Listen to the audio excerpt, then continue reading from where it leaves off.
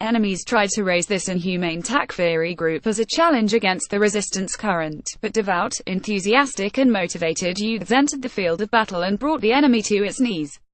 Leader of Islamic Revolution Ayatollah Seyyed Ali Khamenei said the defeat of the self-styled Islamic State terrorist group in Syria was a display of the Islamic Republic's unchallengeable power in the face of its Western and regional adversaries. Several regional plots schemed by the U.S., Zionist regime of Israel and reactionaries in the region were diffused one after another, thanks to the Islamic Republic's power. One such occasion was the destruction of Daesh, an Arabic acronym for is Ayatollah Khamenei's official website quoted him as saying. He was speaking in a meeting with Basij voluntary forces in Tehran on Wednesday.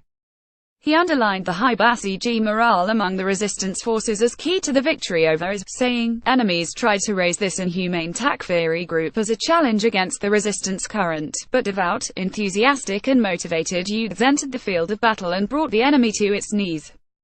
The leader had been formally informed of the IS defeat by a message a day earlier from Major General Qasem Soleimani, a top commander of the Islamic Revolution Guards Corps in charge of overseas operations, who personally led the offensive to dislodge IS militants from Abu Kamal, their last stronghold in the war-torn Syria.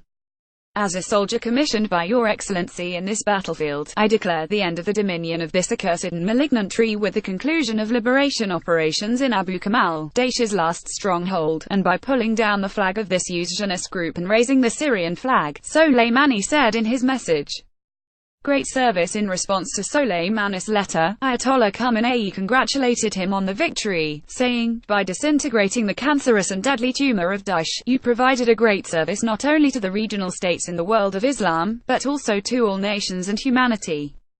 He described the IS fall as a blow to the Islamic Republic's foes, who helped the rise of the evil terrorist group, which took control of large swaths of Syria and Iraq in a lightning attack in 2014. It was a blow to the current and former U.S. governments and their vassal regimes in this region, which founded this group and provided all kinds of support to it, so that they could extend their malevolent dominance over the West Asia region and give the occupying Zionist regime dominion over it.